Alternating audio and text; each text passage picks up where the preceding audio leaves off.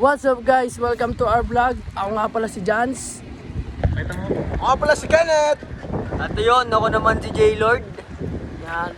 So ngayon guys, pag-uusapan natin ang tungkol sa digital citizenship. Ikaw, anong alam mo sa digital citizenship? Digital. Digital. Citizenship ito yung mga paggamit ng mga tamang asal ng mga social media. Ganoon, mga iwas sa cyberbullying. Ano pa ba? Ikaw, anong alam mo? Ayun, kumbaga, yung digital Citizenship. citizenship is, kumbaga, maging aware ka sa mga, kunyari, like sa mga, Mga ano boss? basta sa pagiging aware ka sa magiging, Sa all social media no? sa lahat ng social media. Yan guys. Ngayon nga pala nandito kami sa school. Kakain muna kami bago namin ituloy ang vlog. Sa school to. Sa school. Westmead! Westmead! Proud be dyan, proud. Let's go! Kakain muna kami, tapos tsaka tayo magdediretso na interview. So, Shout out po. shoutout muna pala sa'yo. Shoutout kay Justin Rowie. Shoutout po sa mga nanonood. Mahal ko po kayong lahat. Ikaw, ano alam mo sa digital citizenship? Ano Alam mo po? ba yon? Opo, alam ko po yun. Lagi po ako nagpe-Facebook tsaka po Instagram. Naging Facebook at Instagram. So yun guys, balikan namin kayo. Peace! Sir, para sa'yo, ano ang digital citizenship? Digital citizenship is the maayos na paggamit. Sige, ang maayos na paggamit ng social media platforms, Facebook, Instagram, Twitter, para tayo ay hindi magpalaganap ng mga fake news, and also kapag tayo may nakikita mga news na may apekto sa atin, always have a background check first before believing. Sir, thank you, sir. Yan, good afternoon po ma'am. May question lang po ako. Paano ka po magiging mabait sa paggamit po ng social media platform po?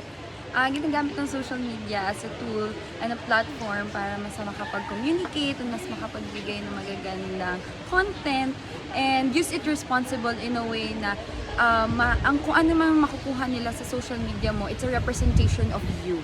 So, kung ano man yung pinapakita mo sa social media, ikaw yun. Thank you po ma'am. Di ba? Guys, nagbabalik kami tatlo. Oh guys, day 2 na. Ang Ate, pag-interview namin guys, tatapusin namin to ngayon. kung matatapos. Tara, hanap tayo ng pwede nating matanong. Si President, si Oh, President. vlogger kami. Hoy, President.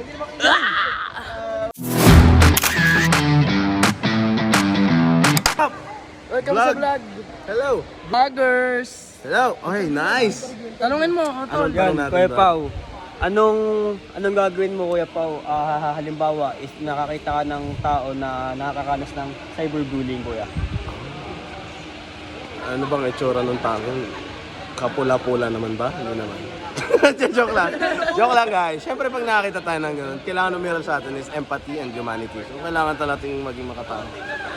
Dahil bullying ay hindi talaga siya tama, hindi dapat. Especially pag cyber. Kasi yung tao kaya lang naman malakas sa loob kasi unanimous or hindi sila kilala pag nasa social media. So, dapat matigil na yung bullying. Love each other! Tama. And show respect to other para magmahalan lang tayong lahat guys. Yan, tama. Kagaya Thank na you, sinabi Kuya Pao. Thank you guys. Thank you very much Kuya. Kagaya na sinabi ng baby ko kanina. Yun. Yun, magandang hapon po. Paano mo mapoprotektahan yung personal information mo sa social media? Ganito, isang magandang paraan ay gawa ng sa social media. Alam naman natin na ang mga tao diyan ay hindi pare-paras ng pag-iisip. Dahil ang tao diyan ay merong masama at may mabuting komento sa iyong masasabi. Dahil dyan, may kiss ka sa akin. Ayun guys, interviewin man natin ang aking kapatid. Kayla, ito, interviewin lang kita, mabilis lang. Ano po yun? Ang tanong ko is, why is it important to think before posting? what advice can you give to others about using the internet responsibly? Medyo against the light. For me, sa akin personally is thinking before posting is important because news can spread quickly within the internet or online, and it can be hard to remove. And this can cause your reputation or relationship with others to be harmed. And also, it can cause misunderstandings and can hurt the people that is affected by it, or even you personally. So, my advice to people about using internet responsibly is be kind to others online. Be careful on what you post online, and limit your time screen, and be careful about sharing online or verify what you post online. Kasi with this, you can protect your reputation, your relationship, your future within even the school or the jobs.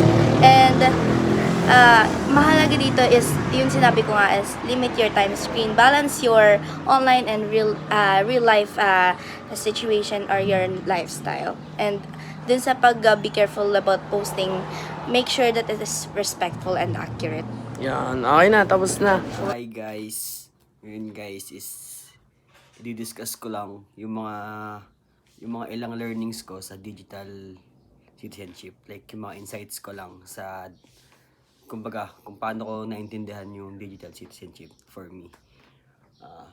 Unang-una sa akin is yung maresponsabling paggamit ng social media platform. Like kunwari is yung pag-iwas sa mga fake news or anything na hindi makakabuti para sa akin is kailangan nating maging responsable sa mga paniniwala nating mga sites or different people. Kasi para sa akin kasi is yung mga tao is may kanya-kanyang desisyon and paniniwala sa buhay, and naniniwala ako doon na kaya mong magdesisyon like in your own way, kasi nga naniniwala ako sa lahat ng tao is may sarili silang desisyon. Then yung second naman is yung tamang paggamit nito sa oras, kasi nowadays yung social media platforms is kinakain na tayo. Like, doon na umiikot yung oras natin, yung mundo natin. Feel ko nga is yung mga kabataan ngayon, like yung generation natin ngayon, feel ko is hindi na kaya mabuhay ng walang social media or mga gadget like cellphone, laptop, using internet, ganyan. And then next naman is yung cyberbullying sa paggamit ng social media platforms or in person, like ganon. For me is hindi magandang way yung pagiging cyberbullying or anything bullying sa ating kapwa, kasi nakaka-apekto siya sa nabubuli or sa bubulihin mo. Hindi siya tamang gawin kasi nakaka-apekto nga siya sa magiging bully mo, and then mahirapan silang ma-encounter. Kumbaga is mahirapan silang makipag-socialize if maramdaman nila yung bullying sa kanilang sarili. Kaya stop bullying guys and spread love. Yun lang. Thank you all. So yun guys, para sa akin ang responsible digital citizenship ay hindi lamang ito tumutukoy sa internet, ito ay tumutukoy din kung paano tayo maging ligtas or maging safe sa ating mga social media accounts, kung paano natin protektahan ang ating mga personal data, lalong-lalo na sa mga may hilig dyan magkiklik sa mga nakikita nila sa online, yung mga link. Yun ang ating unang-unang iiwasan para tayo maging safe at huwag magpakalat ng mga maling impormasyon. So yun guys, dagdag impormasyon lang din. Dapat kung paano tayo nakikitungo o nakipag-ugnayan sa tao na yun sa personal, dapat sa internet or through online ay dapat ganoon din tayo sa kanya, dahil sumisimbolo ito ng pagbibigay natin ng respeto sa kanya. Today guys, ang natutunan natin sa pagiging good digital citizens ay pagiging responsable sa online. Ano ba ang dapat mong gawin sa online? May mga dapat ba tayong iwasan doon? Oo, syempre madami tayong dapat iwasan. Maging respectful sa tao sa online dahil hindi lahat maganda ang laman ng online, kaya kailangan natin lagi ng guidance. So, yun lang. Peace out.